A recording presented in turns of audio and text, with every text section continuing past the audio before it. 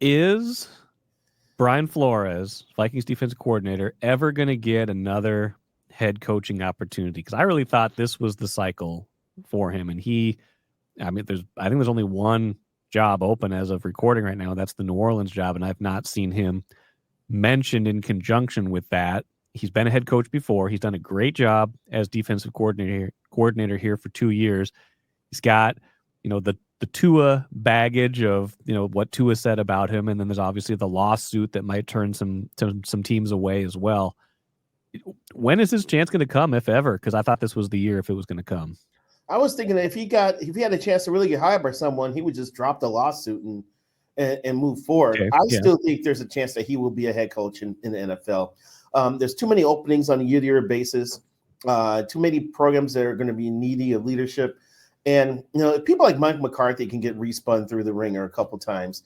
Then I think Flores can as well. Of course, McCarthy did win a Super Bowl. I have to remind myself of that. And Flores has not. But Dennis Allen had 2 shots. And look, he's blown both of them. I don't see why Flores can't get another opportunity as well. Yeah, he's going to have to answer to the Tua thing. But the one thing that everybody knows as soon as Flores walks through the door is that their defense is going to be rock solid. And it's up to him to find the right offensive guru to just take over the offense. Don't say anything to the quarterback ever. And just leave that side of the ball alone, and he will be okay. So he seems to be well respected. The Vikings have spoken lovingly of Flores and what he's meant to them.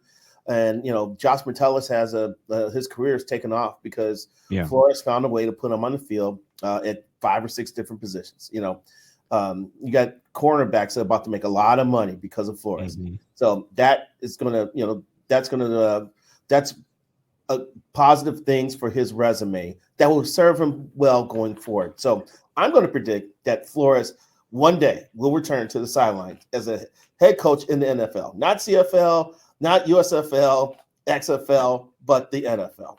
It's just dangerous because you got to strike while the iron's hot. They went 14-3 this season. And as much as we talk about Sam Darnold and what they did on offense, it was the defense that was the better side of the ball for the bulk of this season. I think we could say that about last year too, 2023. Obviously more injuries a year ago. You're going through the whole QB shuffle, but it was the defense until they just got decimated by injuries in the last few weeks of that year that really kept them alive. I mean, they were 7-6 at one point. They beat the Raiders 3-0 a couple of years ago. They covered that game.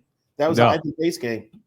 The what? The Ivan Pace game. That's right. The Ivan Pace game. We'll always remember it as the Ivan Pace game. So I think he deserves another chance. I think it's whatever is keeping him from getting it right now, and I think we enumerated some of those things, is, a boon to the Vikings. Obviously, if he would have gotten hired this cycle, I would have been concerned about 2025 because I still think they need another couple of years and need a better defensive kind of succession plan and build up the offense a little bit more to the point where they don't need all of the magic of a coordinator to be good on that side of the ball. So it's definitely a benefit to them.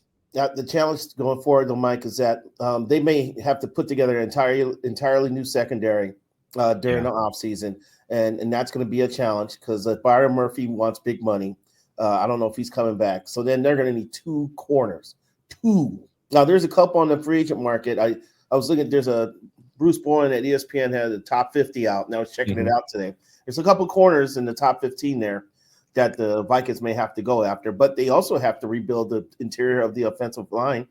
And 2, I think they still need another pass rusher on the other side there. But my thing, and this once again, this is another feather in Flores' cap. After that Marcus Davenport disaster, when Kwesi foisted him on the defense and only to watch him break down and not want to play anymore. Correct. Flores went into Kwesi's office and says, I want Grenard, I want Van Ginkel. And then he didn't know much about Blake Cashman, but someone showed him tape. He's like, I can work with that. And he threw Cashman on the list. And Kwesi followed through, got those guys, and ended up being the backbone of the defense. So he's got an eye for defensive talent. And I do like the Vikings' chances better if they have to reshape that secondary if Flores is around to help pick the talent that's going to form the new nucleus of that secondary. I agree with that. I wonder if his chance is ever going to come. He's going to have another year like this. Like I don't know what else he can prove defensively to get hired. Maybe it just takes another year removed from any of the other stuff that's been said about him or the concerns about him. But yeah, if he has another year like this and they are again successful, maybe next year will be his time. And who knows?